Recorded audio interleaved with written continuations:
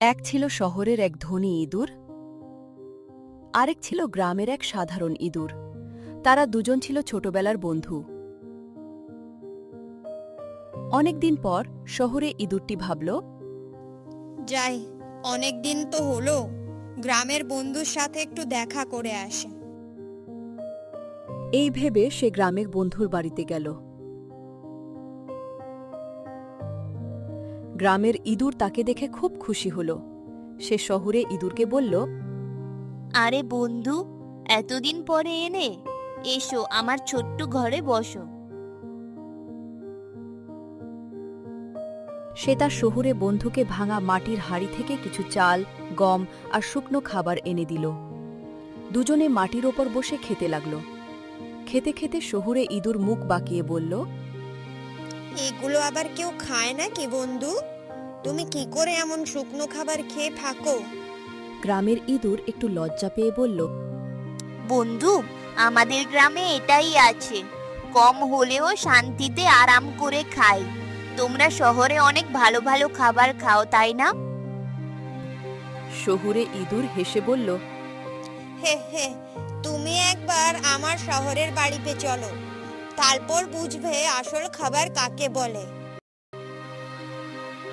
কয়েকদিন পরে গ্রামের ইঁদুর তার শহুরে বন্ধুর সাথে শহরে গেল। শহরের বড় বড় বাড়ি, গাড়ি, ঝলমলে আলো দেখে সে অবাক হয়ে গেল। শহুরে ইঁদুর যে বাড়িটিতে থাকত, সেই বাড়িটিতে সে তার গ্রামের বন্ধুকে নিয়ে গেল। তারপর তাকে নিয়ে গেল রান্নাঘরে। সেখানে টেবিলের ওপর ছিল নানা রকম মজাদার খাবার, পনির, কেক, মিষ্টি, ফল, রুটি আরও কত কি। গ্রামের ইঁদুর আনন্দে বলল, ওহ বন্ধু, এত সুন্দর সুন্দর খাবার আমি কখনো দেখিনি। হুম, দেখলে তো, বলেছিলাম না, শহরে কত ভালো ভালো খাবার। দুজন মিলে খেতে শুরু করল। ঠিক তখনই একটা বড় বিড়াল এসে পড়ল। দুই ইঁদুর ভয়ে দৌড়ে গিয়ে আলমারির পেছনে লুকালো। একটু পরে বিড়ালটি চলে গেলে তারা আবার বেরিয়ে এলো।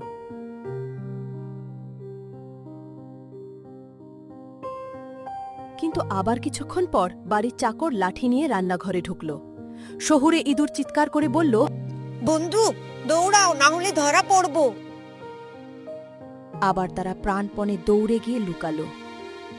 গ্রামের ইঁদুর তখন ভয়ে কাঁপছে।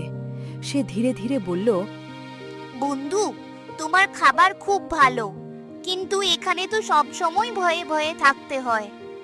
শহুরে ইঁদুর দীর্ঘশ্বাস ফেলে বলল, হ্যাঁ বন্ধু, শহরে সুখ তো আছে, কিন্তু শান্তি নেই একদমই।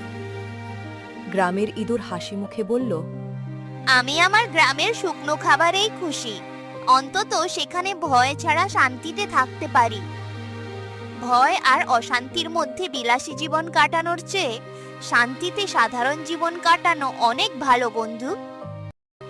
এই কথা বলে সে নিজের গ্রামে ফিরে গেল।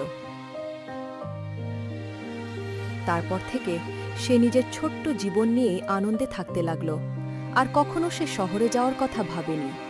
গল্পটি ভালো লাগলে ভিডিওটি লাইক করে চ্যানেলটি সাবস্ক্রাইব করে পাশে থেকো বন্ধুরা।